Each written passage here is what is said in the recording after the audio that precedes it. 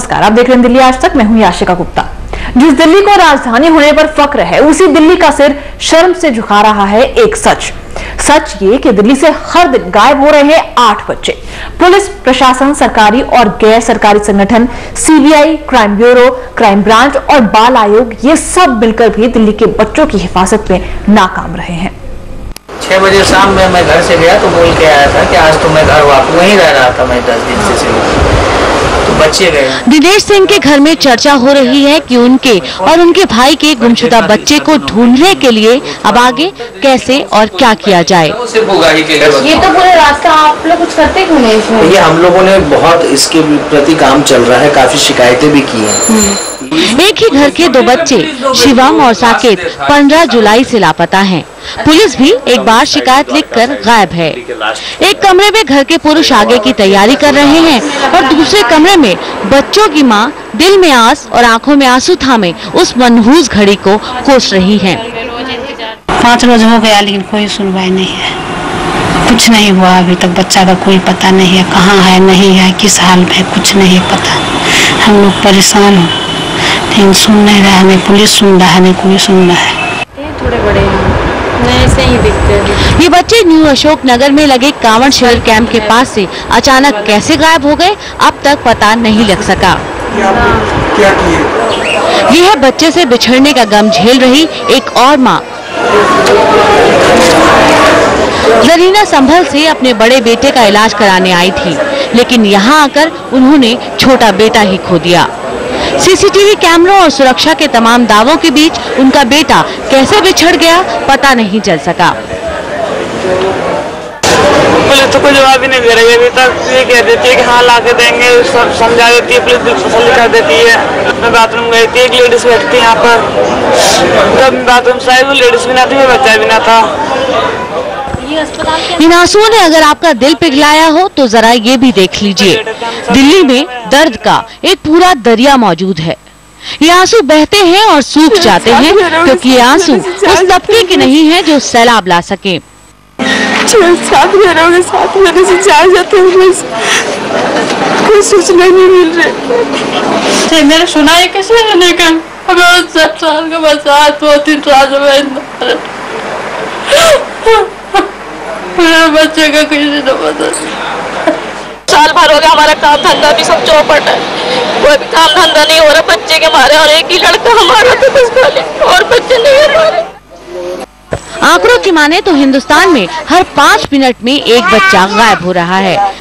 बीते साल देश भर में 1,10,000 से ज्यादा बच्चे गुम हो चुके हैं और देश की राजधानी दिल्ली की बात करें तो साल 2012 के शुरू के 6 महीनों में ही 1,500 से ज्यादा बच्चों की गुमशुदगी दर्ज की गई है, जिनमें से 865 का अब तक कोई सुराग नहीं है।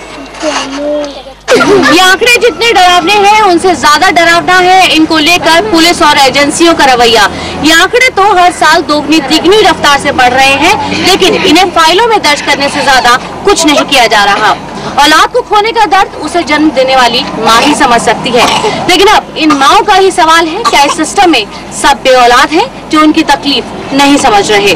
प्रमिला दीक्षित, दिल्ली आज तक। दिल्ली से बच्चों की लापता होने का मामला नया नहीं है, लेकिन नई बात यह है कि बच्चा उठाने वाले गिरोह अब बिल्कुल बेखौफ हो चले हैं। मेले में या अकेले में बच्चा उठाने की घटनाएं अब पुरानी हुई। अब आपकी नाक के नीचे से पूरी सुरक्षा के बीच सीसीटीवी कैमरों की मौजूदगी में कब कोई आपके कलेजे के टुकड़े को उठा ले आपको पता भी नहीं चलेगा। जरीना रोज ऐसे ही रोती है और आंसू पोंछ लेती है। दिल्ली के आरएमएल अस्पताल में अपने बड़े बेटे के लिए जिंदगी की आस लेकर आई थी, लेकिन इसी अस्पताल ने इसका नन्हा फैजान भी छीन लिया।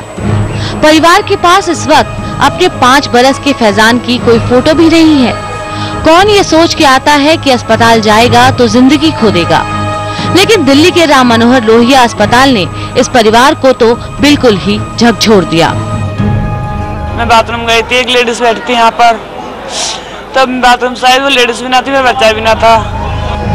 जरीना ही नहीं, उषा ने भी अपनी नन्ही पोती दीपाली को अस्पताल में ही खोया। मंगोलपुरी के संजय गांधी अस्पताल में उनकी बेटी पर्चा बनवाने के लिए कतार में लगी थी।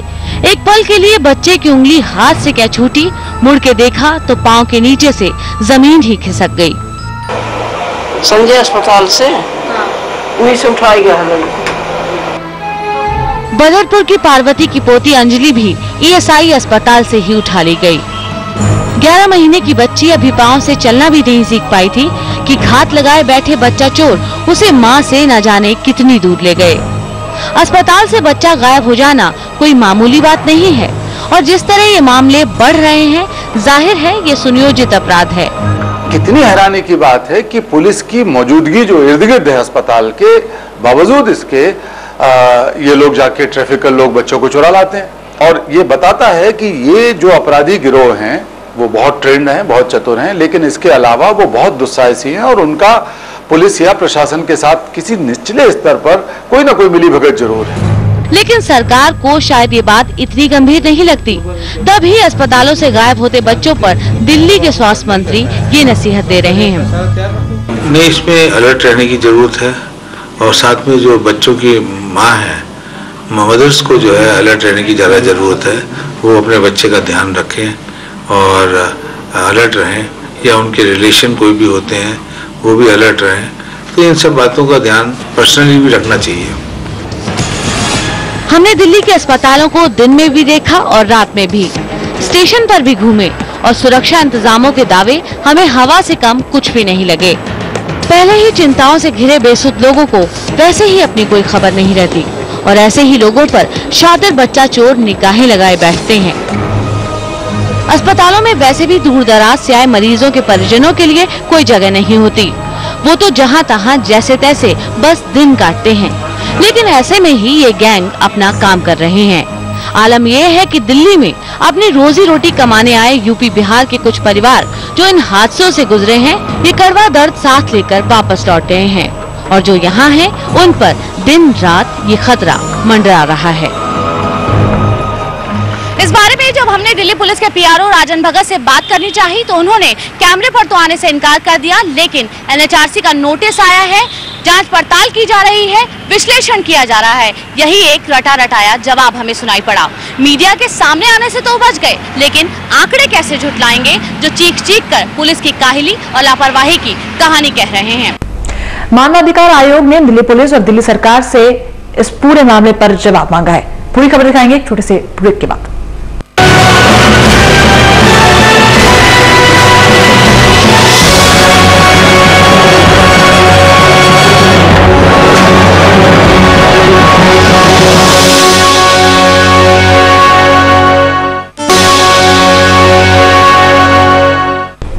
अस्पताल हो या स्टेशन, घर या स्कूल, कोई है जो आपके बच्चों पर घात लगाए बैठा है। आपकी नजर अपने बच्चे से हटी नहीं, आपकी उंगली आपके बच्चे से छूटी नहीं कि वो तैयार है आपके मासूम पर शिकंजा कसने को। आंकड़े यही कह रहे हैं कि हर 5 मिनट में एक बच्चा गायब हो रहा है। मानवाधिकार आयोग अब मामले में दिल्ली सरकार और दिल्ली पुलिस से जवाब मांग रहा है।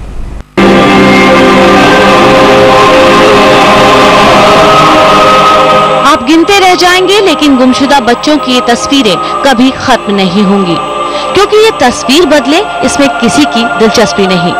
दिलचस्पी है तो बस डेटा मेंटेन करने में कि इश्तिहार किसी के इंतजार का है, वो इंतजार जो दिन ब दिन लंबा होता जा रहा है और शायद ऐसा जो कभी खत्म ही ना हो, क्योंकि आंकड़े इस बात की तस्दीक करते हैं कि दिल्ली का कोई कोना नहीं है जहां से बच्चे गायब ना हो रहे हों।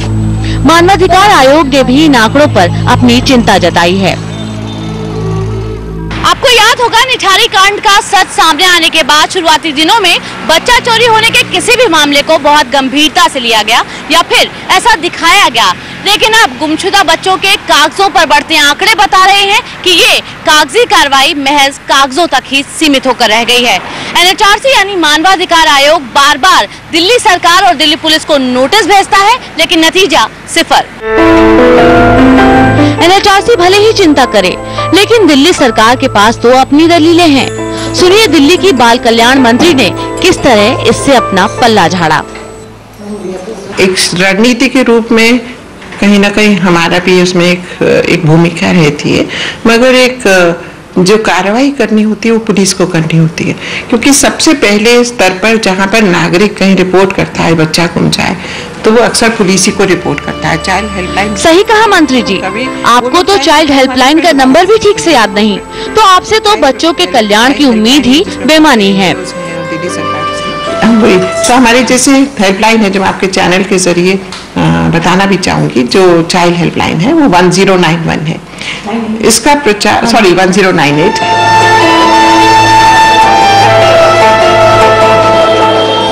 ये भी सच है कि ज्यादातर बच्चे स्लम एरिया या उन जगहों से गायब होते हैं जहां दूसरे राज्यों से रोजी रोटी के लिए विस्थापित लोग रहते हैं, लेकिन जिस तरह से गायब हो रहे हैं उसमें कोई शक नहीं कि इसके पीछे ऑर्गेनाइज्ड क्राइम यानी गिरोह सक्रिय है।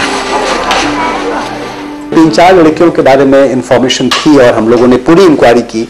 हमने कमीशन की एक टीम भेजी, कमीशन की टीम ने इंक्वायरी किया, वहां पे लड़कियों को रिकवर किया गया और जो लोग इस धंधे में लगे हुए थे उसमें एक महिला किसी संस्था के साथ मिलकर एक स्कूल में मिड डे मील का काम करती थी, मुझे याद है एक पर्टिकुलर काम, और वहां एक मौका अच्छा भी है उसके लिए बच्चों के संपर्क में आने का, और इस ढंग से ये धंधा शुरू हुआ और इस ढंग से कार्रवाई हुई। तो ये सही है कि ऑर्गेनाइज्ड रैकेट भी है, पुलिस इसको आमतौर पर नहीं मानती।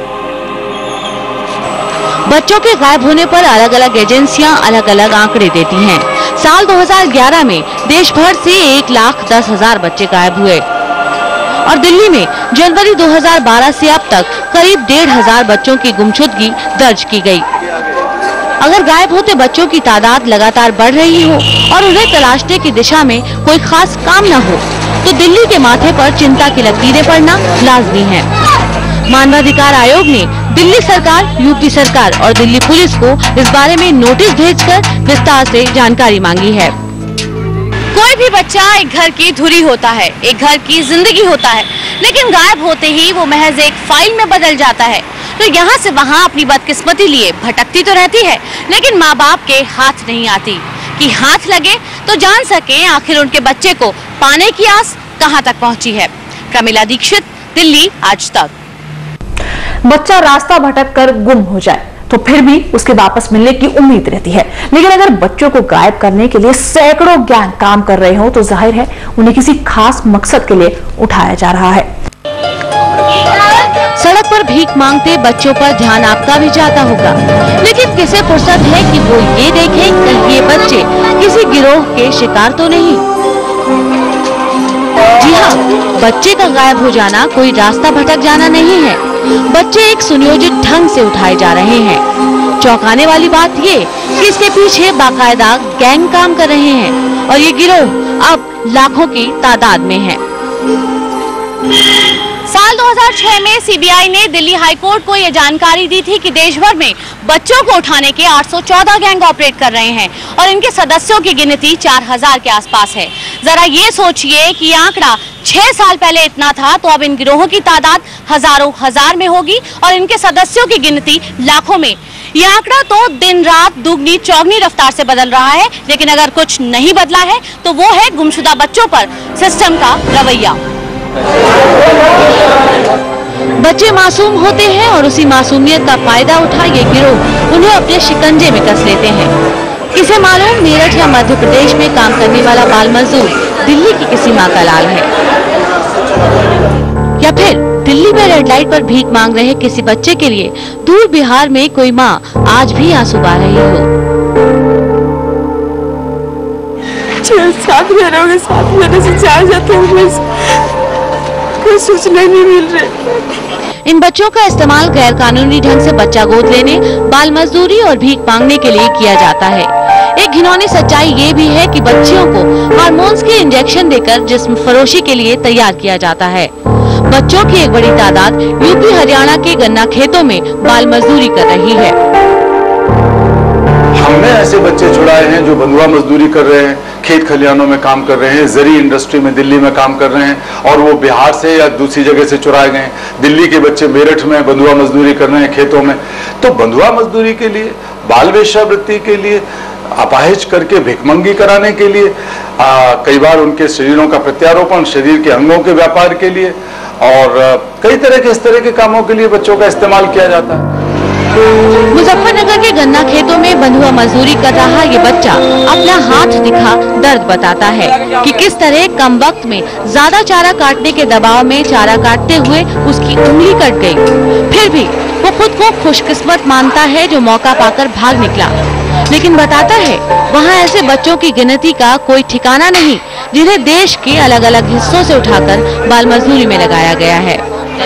वहाँ पे कम से कम 1-2 लाख बच्चे लाख के साथ। और क्या काम करना होता है? गन्ने का काम, गन्ना छिलवाना। गैंग ऑपरेट कर रहे हैं ये कोई ऐसा सच नहीं है जिससे पुलिस अनजान हो। हाँ, वो इसे मानती जरूर नहीं है। गुमशुदा तेबा को तलाशते हुए उसके ही परिवार को दिल्ली के ऐसे 10 संदिग्ध लोगों का नाम पता चल गया जो बच्चा चोरी का काम करते हो सकते हैं। एक बार 1 किलो खुलता रही, उन्होंने एक लड़की को पकड़वाया, उसका दूसरी लड़की आई, इस तरह 8-10 लड़कियों की चेन बन गई जो सब बच्चे बेचती थी हैं और गलत काम करती हैं सारी की सारी है।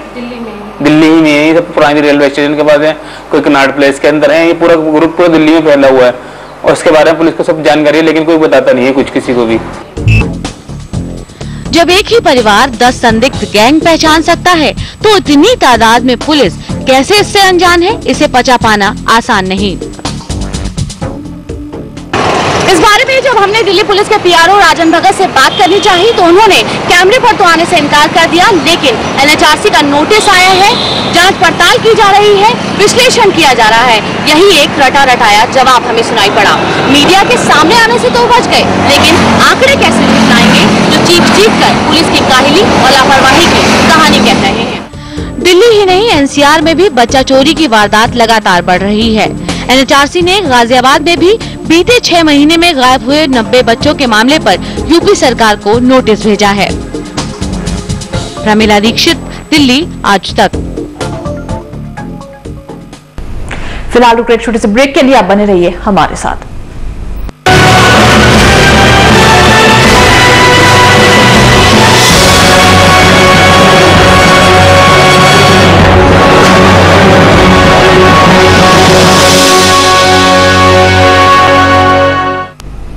ये सच है कि बच्चे के खोने का दर्द माँ बाप ही समझ सकते हैं, लेकिन कोई और इसे समझने की कोशिश भी ना करे। ये दयनीय स्थिति है। बच्चों की तलाश में भटकते माँ बाप को इस दर्द के साथ और भी तमाम दर्द झेलने पड़ते हैं, क्योंकि सिस्टम का रवैया ही ऐसा होता है।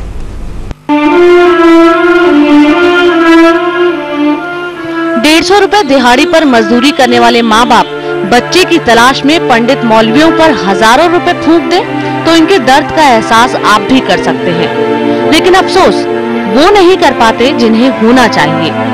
गुमशुदा बच्चों के मामले में जो बात सबसे ज्यादा अखरती है वो है पुलिस का रवैया। होता यह है कि बच्चे चूंकि ऐसे परिवारों से होते हैं और उनका इन्फ्लुएंस सिस्टम पे कम होता है, पुलिस को प्रेशराइज नहीं कर सकते हैं, सरकार को मजबूर नहीं कर सकते हैं, बहुत सारी ऑर्गेनाइजेशंस उनके पीछे नहीं होती हैं। वो खुद भी इतने परेशान रहते हैं, जूझते होते हैं छोटी मोटी स्थितियों में कि उनके लिए संभव नहीं होता है कि इसको एक जोर शोर से इसको फॉलो करें, लिहाजा बच्चे नहीं मिलते हैं। बच्चा छोटा हुआ तो पुलिस खुद माँ बाप से उसे तलाशने का क्लू मांगती है, और अगर बच्ची 12 साल से ऊपर की हो तो पुलिस के जवाब का अंदाजा हर आम हिंदुस्तानी लगा सकता है। तो थानेदार मिलता नहीं है, लेकिन कभी मिल जाए तो डांट के भगा देता है कि किसी यार के साथ, किसी दोस्त के साथ भाग गई होगी। और आज दिल्ली में यही हालत है। दिल्ली में भी ये कहा जाता है कि भाई आपकी बच्ची किसी दोस्त के साथ भागी है, यहीं से इन्वेस्टिगेशन शुरू होता है। अगर लड़की है, एडोलसेंट है, तो दोस्त के साथ भागी होगी या कहीं गायब जानबूझ के हुई होगी। लड़का है तो वो भी अपने आप भागा होगा कमाई के धंधे में।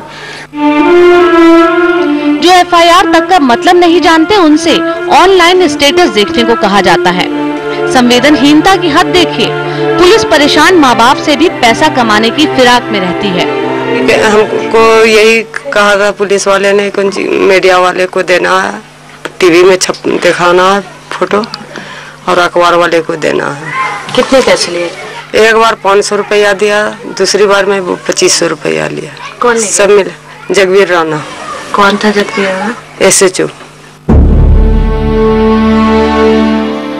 पुलिस इस मामले में सबसे अहम रोल अदा करती है। आधिकारिक तौर पर वो हमेशा अपना काम संजीदगी से निभाने की दलील देती है, लेकिन हकीकत ऐसी नहीं होती। बच्चे का किसी ने पता, जिसका बच्चा खोता है किसी और के लिए उसके दर्द का अंदाजा भी लगा पाना मुश्किल है, और मुश्किल की इस घड़ी में पेरेंट्स की काउंसलिंग अहम है। पर काउंसलिंग तो छोड़िए, ठीक बर्ताव ही हो जाए तो बहुत है। जानकारी, आंकड़े और फाइल, क्या ये सब मिलकर भी माँ बाप को उनके बिछड़े बच्चों से मिला सकते हैं? क्या ये सब माँ बाप का दुख दर्द बांट सकते हैं? सरकार, पुलिस और प्रशासन की लापरवाही एक तरफ, लेकिन अपने कलेजे के टुकड़े को आपको खुद ही सहेज के रखना है, क्योंकि सिस्टम को दर्द नहीं होता। प्रमिला दीक्षित, दिल्ली, आज तक। इस कार्यक्रम का मकसद गायब होते बच्चों का सच दिखाना ही नहीं, आपको आगाह करना भी है। परिवार के साथ अस्पताल, स्टेशन, पार्क, किसी भी सार्वजनिक जगह पर जाएं तो अपने बच्चे का ध्यान रखें। शादी ब्याह में जाएं तो भी अपने बच्चे को आंख से ओझल ना होने दें। किसी धार्मिक जगह पर भी जाएं तो चौकन्ने रहें और हर उस व्यक्ति से सतर्क रहे जो आपको संदिग्ध लगता है। तो रहिए आगाह। फिलहाल इस कार्यक्रम में इतना ही।